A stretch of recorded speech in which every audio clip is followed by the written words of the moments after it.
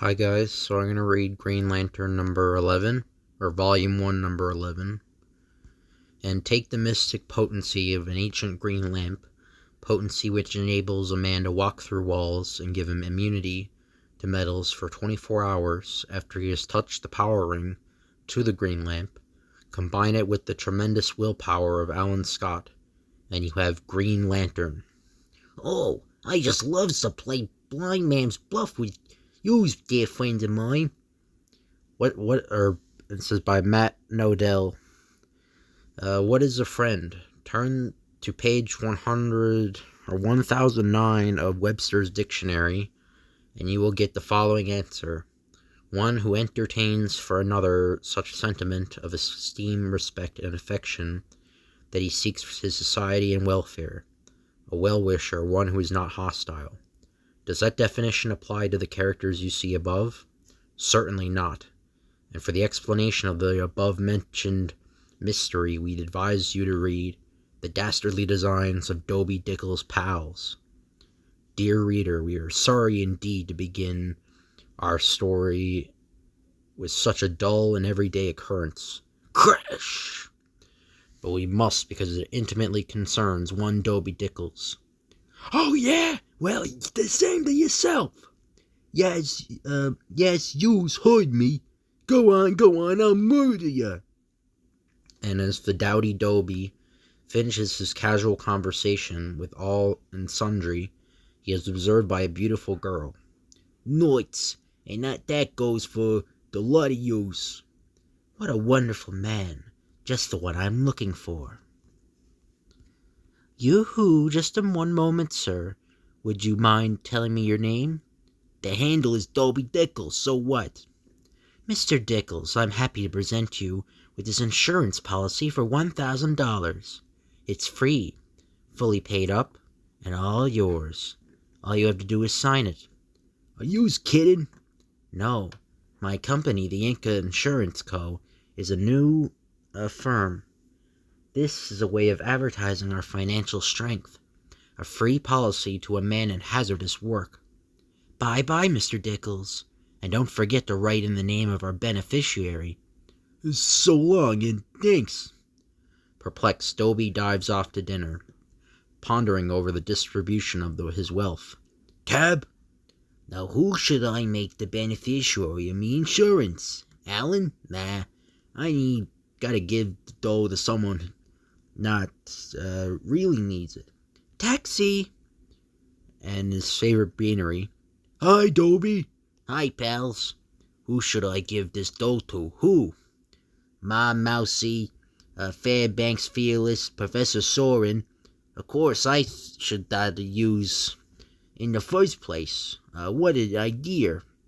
What's eating you, Dobie? Folks, we, been eating a Tagadir for years, so yous wouldn't mind if I speaks the truth. You're a good cook, but this lunch wagon ain't making a dime. Fairbanks, yous an actor what ain't had a part in years. Professor, yous ain't had the price of a book since I known ya. Well, that's all changed now. Look at what you threes is splitting up between you. Wow! To explain the look of incredible astonishment in the faces of Dobie's beneficiaries, we must take you to see the offices of Inca Insurance Co. It's all set, boss. I gave that policy to a hacky named Dobie Dickles. Excellent, Parker. Let me see the carbon of that policy. I believe you typed it up.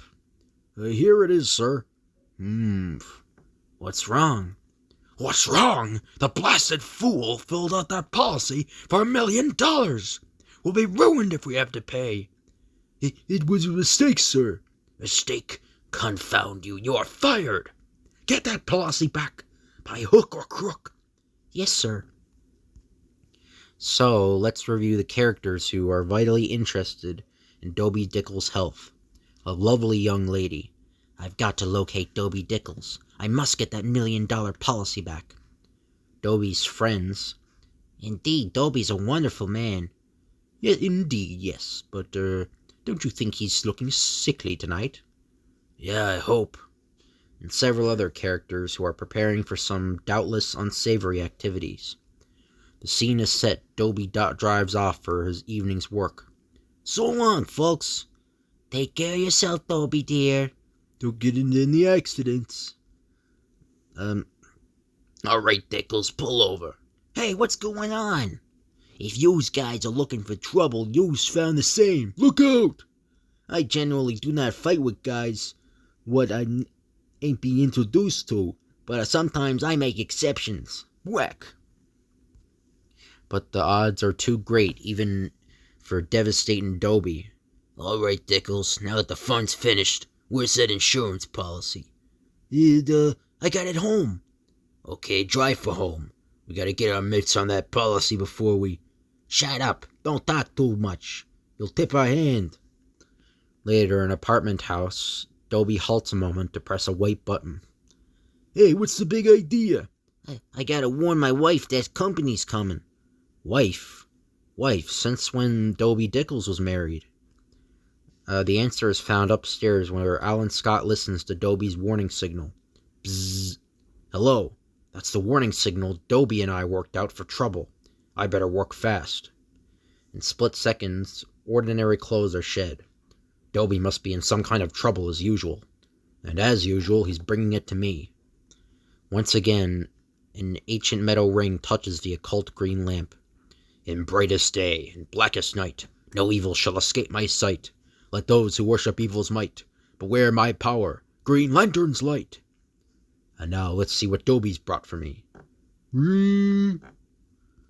It's good evening. So nice of you to call. Green Lantern, we've been double-crossed. Pal, the ride you've been taking for is hardly started. Suddenly, the power ring.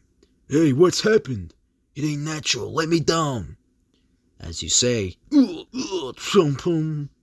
perhaps a bit of rug cutting will make you feel better. Oops, whoop! Lamp this, the more dimwit. It's a blackout. But the heavy chair rocks back under the impetus of the flying thug, and Green Lantern falls before his implacable enemy, Wood. Quick, let's scram while the, scramming is good. Bop. Lantern, you's okay? Them rats just took a powder. Slam. I'm all right now. Ooh, what a wallop. Then as the dynamic duo swiftly following the fleeing hoodlums, Dobie spills the story which we already know. So a couple hours after I get the $1,000 policy, those rats dropped me. That's all I know. Strange. Correction, Dobie does not know what we know. He's still unaware of the $999,000 mistake. Well, your thugs hustled into that hotel down there. Probably have rooms there. Listen, Dobie. This time we've got to use craft and get those crooks fast. Otherwise, this'll turn out to be a wild brawl, and that'll give the hotel a bad name. I say. Shortly after, in the bellhop's locker room. They're in room 120, Green Lantern. Swell. Now, Dobie, you go in with the phony telegram and your phony beard and puzzle. Then distract them. I'll follow up in exactly 1 minute. This has got to go on schedule, Dobie. We've got to be smart this time if we're going to collect those birds in a hurry, and without fuss. Okay. But in the 7th floor, as Dobie's hand poises to knock. You, Mr. Dickles. What was that? Precisely on schedule, 1 minute later. Woo! Green Lantern! And as the hail of leaden slugs carrying off the emerald-clad crusader. The guy ain't human! Bang, bang, bang. He's ruining our bullets. What in the world happened to Dobie? Oh well, guess I'll have to clean up without his help. What do you need help for? Oh! The wall bed snaps shut. Bonk! Here, mug. Phone for help. You'll need plenty. Ugh. Room service? Bang, bang, ouch, bang. Ow! Oh! Flashing with blinding brilliance, the all-potent power ring blasts every metal object in the room. I want to go home. Take me with you. All right, boys. No more time for comedy. But it's the metal clasps dissolved, The folding bed thunders down and... Oh, not again. That got him. Great stuff. Tie his wrist so as he can't aim that blasted ring of his. Then we'll get more guns from our car. Get Dickles and clear out of town. But why? Don't play dumb. That clerk who just got fired from the Inca Insurance Co. came and told the Vulcan Insurance Co.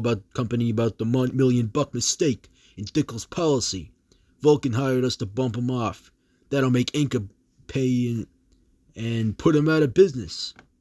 Come on, out the fire escape. I don't want to attract no more attention to the lobby. Yeah, the way we run in before almost was a giveaway. And meanwhile, what of Dobie Dickles? Dear Mr. Dickles, isn't it wonderful meeting like this? Yeah, kind of romantical, huh? You sure are a nifty number, baby. Isn't it lovely the way an insurance policy brought us together? And speaking of insurance, I wonder if... Insurance! Damn dogs! Lantern! Like a guilty ghost, Dobie slips into the wrecked remains of room 720. Lantern! Lantern! Hey, did you hear something? Forget it. Let's get into the car and get Dickles. It means money in our pockets. Golly, I don't know what to say. I... Shut up and help me out of this seat. Or sheet. You deserter! You traitor! You Benedict Arnold! You're worse than the worst factory absentee. Go ahead, Lant. I think that's a reference to how it was in World War II.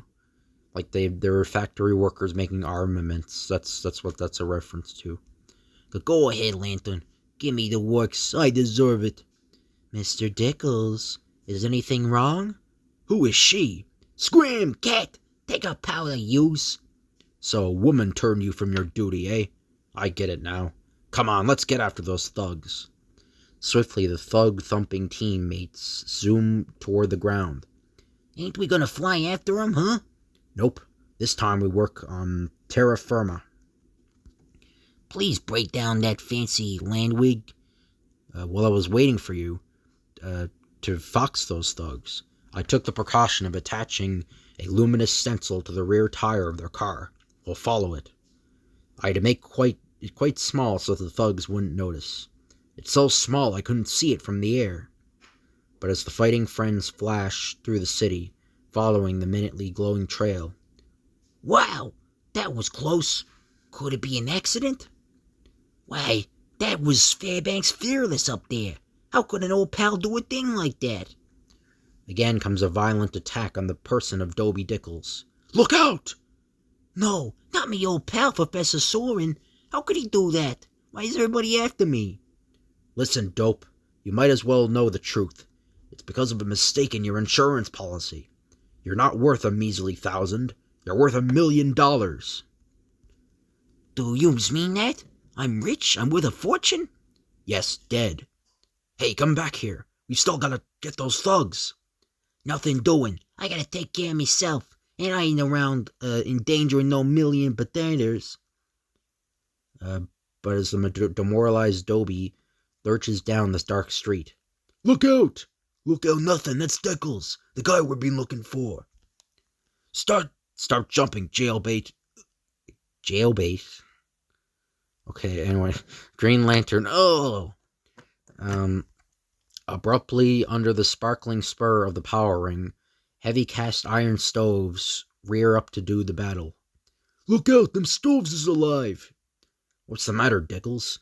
Has my pudgy little pal gone big shot? Do I have to look for a new assistant? Furiously responding to Green Lantern's taunts, Dobie bursts into premeditated mayhem. Gah, I cannot stand those insults. Ain't there mercy for us nowhere? I'm gonna let Dobie finish this fight alone. Maybe that'll drive the money out of his mind and bring him to his senses. Let me get away from this maniac. This is only the beginning, pals. Only the beginning. Let us draw a charitable curtain over the subsequent slaughter and reveal only the aftermath of Dobie's demonic deeds. Well, it's all over. Only why wasn't you helping? Because you're a rich man. You can't expect me to fight for you if you're too rich to risk your neck for me. And as the police drag off the battered bruisers. All right, boys, I'll go along with you. So long, Dobie. Look me up sometime. Gug. Hello, Dobby. Hope you weren't hurt in that fight. No bones broken? Will you scram? Hey, Lantern, where you going? Dobby, you're too wealthy to associate with me anymore. You'll have to be satisfied with the company you're with. He's right, dearie. Let's go for a walk together, eh? Well, oh yeah? Well, get a load of this, Lantern. The policy! No, don't! And so, Oh, pal, yous wouldn't think I'd let a measly $1,000,000 come between us, would yous? not for a minute, Dobby. Not for a minute. In the end. So I hope you guys enjoy this video. If you could like, comment, and subscribe, that'd be appreciated. Thank you all for watching. I'll see you guys later.